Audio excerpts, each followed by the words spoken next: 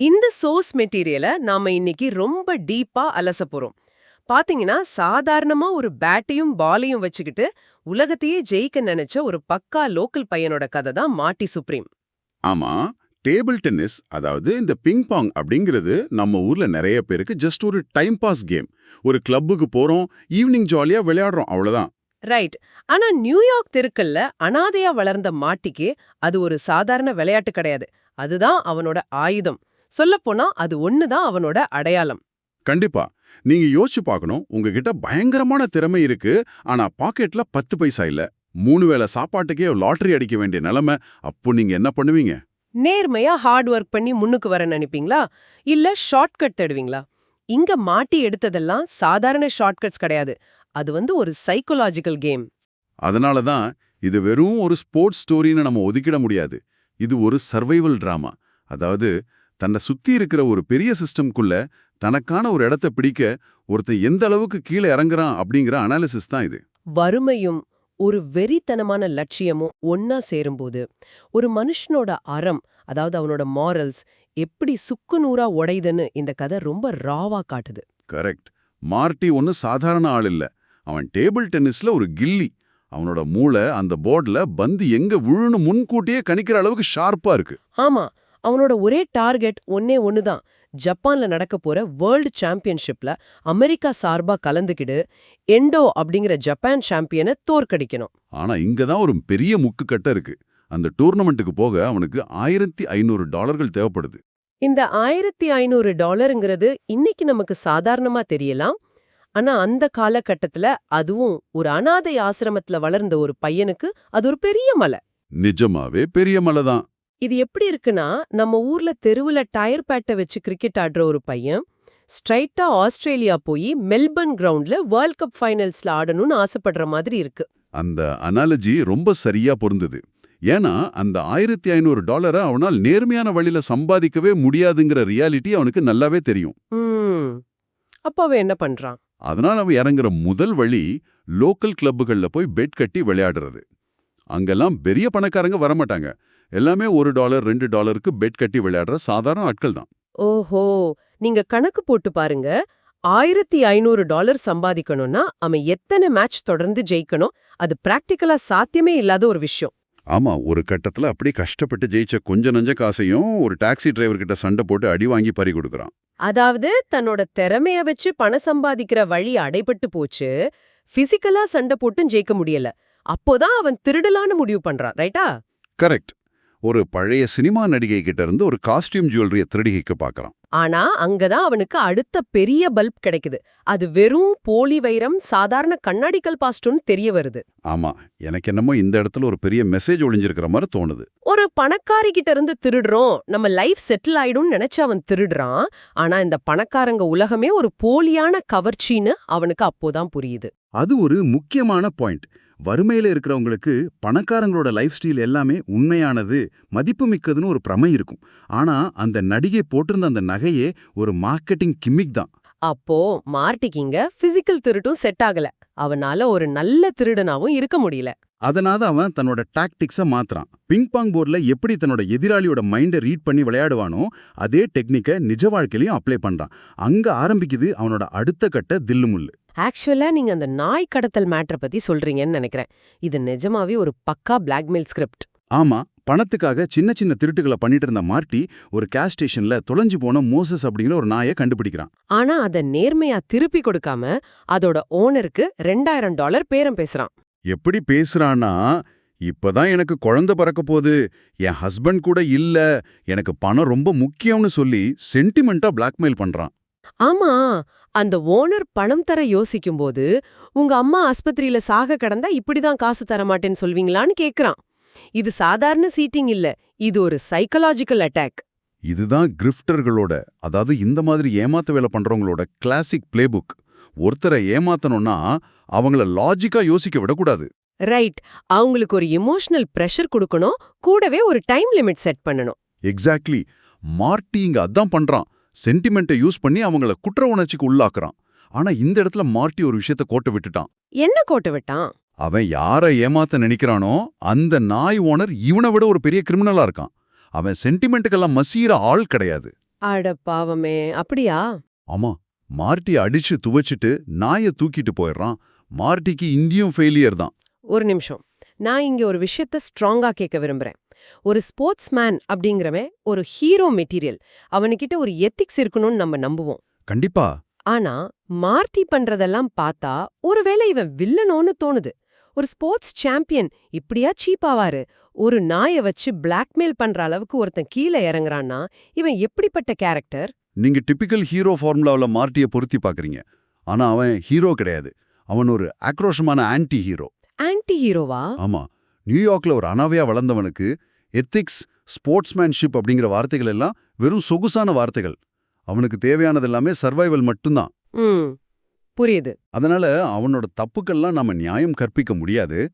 நீங்க அந்த Rachel character பத்தி சொல்றீங்கன்னு நினைக்கிறேன். ஆமா, அவனோட ஃப்ரெண்டு டியானோட தங்கச்சி ரேச்சல் 8 மாசம் கர்ப்பிணியா இருக்கா. அவளுக்கு தங்க இடம் இல்லாம மார்ட்டியும் அவளை ஒரு ரூம்ல பூட்டிட்டு வந்து வச்சிருக்கான். ஆனா மார்ட்டியோட நிலைமை என்ன? அவனால வாடகையே கொடுக்க முடியல. அந்த பொறுப்பற்றத்தனத்தால அவங்க தங்கியிருந்த இடத்துல இருந்தும் துரத்தப்படுறாங்க. இங்கதான் மார்ட்டியோட உண்மையான முரண்பாடு வெளியே வருது. ஒரு பக்கம் தான் உலக சாம்பியன் ஆகணும்னு பெரிய பெரிய கனவுகள், ஆனா ரியாலிட்டியில ஒரு கர்ப்பிணி பொண்ணுக்கு பாதுகாப்பா ஒரு இடம் கூட அமைச்சு தர முடியாத அளவுக்கு அவன் ஒரு மிகப்பெரிய ஃபெயிலியர். அது ரொம்ப வேதனையான முரண் தானே. தன் கண்ணு முன்னாடி இருக்கிற ஒரு உசிரை காப்பாத்த வக்கில்ல, ஆனா உலகத்தை ஜெயிக்க போறேன்னு கிளம்புனா எப்படி? ஆமா, தான் பெரிய ஆளாகணும்னு நினைக்கிற ஒருத்தன் தான் கூட இருக்கிறவங்கள எவ்வளவு தூரம் காயப்படுத்துறான்னு இது காட்டுது. ஆக்சுவலா திருட்டு ஃப்ளாப் ஆச்சு, நாய் கடத்தனும் ஃப்ளாப் ஆச்சு. இதுக்கப்புறம் அவன் என்ன பண்றான்னு பாத்தீங்கன்னா, இங்கதான் கதையில ஒரு முக்கியமான ஆனா ரொம்ப டார்க்கான ஒரு கட்டம் வருது. என்ன அது? மார்ட்டுக்கு எல்லா வழியும் அடைபட்டு போச்சு.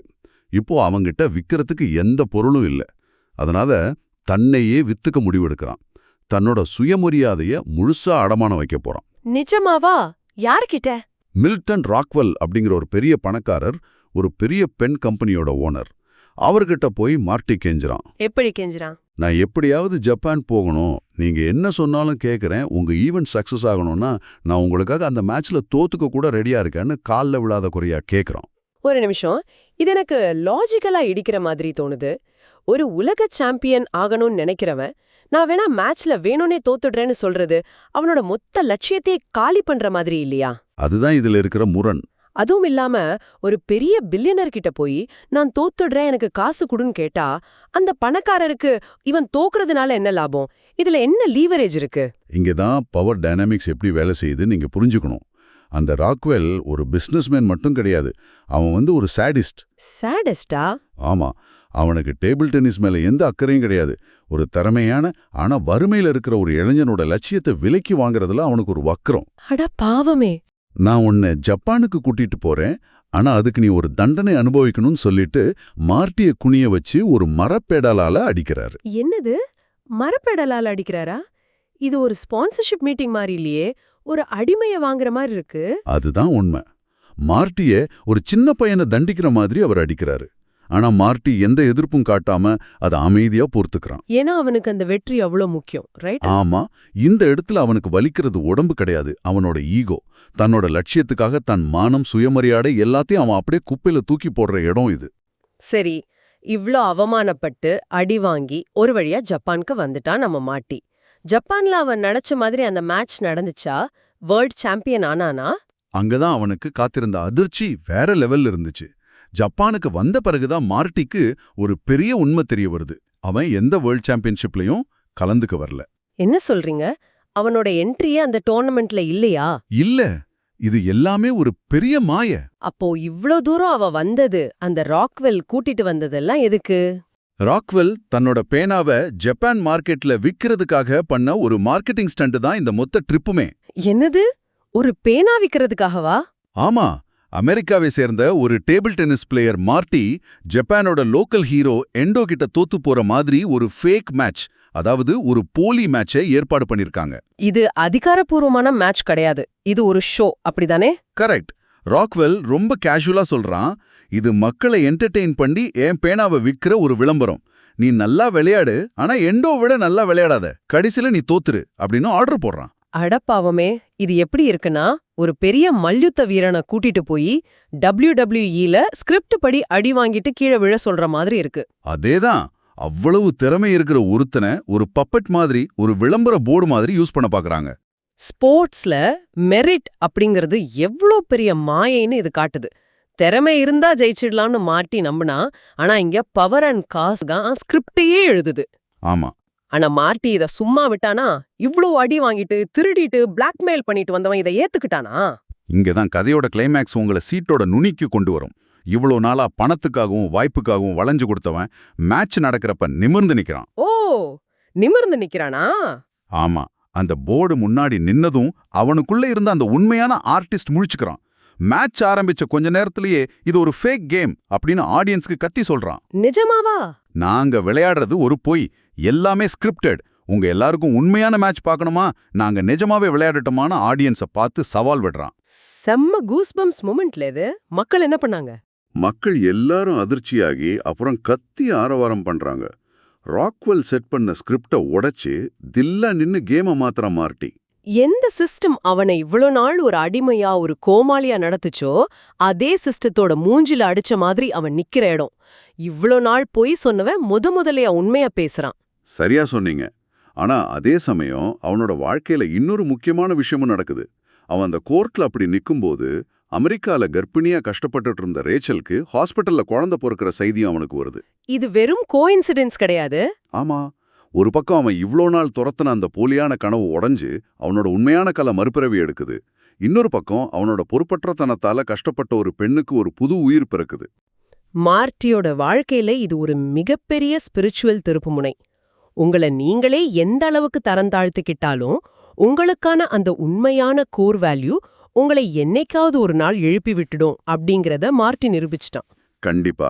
இவ்ளோ நாள் மார்ட்டி பண்ணதெல்லாம் அவனோட ஈகோக்காக. ஆனா ஜப்பான்ல அவன் உடைச்ச அந்த ஸ்கிரிப்ட் அவனோட ஆன்மாவுக்காக. நிச்சயமா. ஸ்போர்ட்ஸ்ல வின்னிங் அப்படிங்கிறது வெறும் ஸ்கோர் போர்ட்ல வர நம்பர் கிடையாது. நீங்க உங்க கேமை உங்களோட ரூல்ஸ்ல ஆடுறீங்களா, இல்ல வேற யாரோ செட் பண்ண ரூல்ஸ்ல ஆடுறீங்களா அப்படிங்கிறது தான் நிஜமான வெற்றி. மார்ட்டி அந்த ஃபேக் மேட்சை உடைச்சதன் மூலமா அவனோட வாழ்க்கையில முதல் முறையா உண்மையிலேயே ஜெயிக்கிறான். எக்ஸாக்ட்லி. சோ இந்த அனாலிசிஸ்ல நாம பார்த்த மார்ட்டி சுப்ரீமோவோட கதை வெறும் பிங்பாங் விளையாட்டு பற்றியது கிடையாது. இது ஒரு மனுஷனோட வெறித்தனமான பயணம். லோக்கல் தெருக்கல்ல அடி வாங்கி நாயை கடத்த பிளான் பண்ணி சைக்கலாஜிக்கலா ஒருத்தனை பிளாக்மெயில் பண்ணி தன்னோட சுயமரியாதைய முதலாளித்துவத்துக்கிட்ட அடமானம் வச்சு கடைசியில ஜப்பான்ல போய் ஒரு போலீஸ் சிஸ்டத்தையே அடிச்சு நொறுக்குன ஒரு ராவான கதை. மார்ட்டி தனக்கு நடந்த தப்புக்காக அந்த கார்ப்பரேட் செட் பண்ண ஃபேக் மேட்சை உடைச்சான். ஆனா நீங்க அப்படியே இந்த கதையை உங்க லைஃப் கூட கனெக்ட் பண்ணி பாருங்க. நம்ம வாழ்க்கையில நாமளே அறியாம வேற யாரோ நமக்காக எழுதின ஸ்கிரிப்ட்ல, வேற யாரோ செட் பண்ண ரூல்ஸ்ல நாம தோத்து போறதுக்காகவே ஆடிக்கிட்டு இருக்கோமா?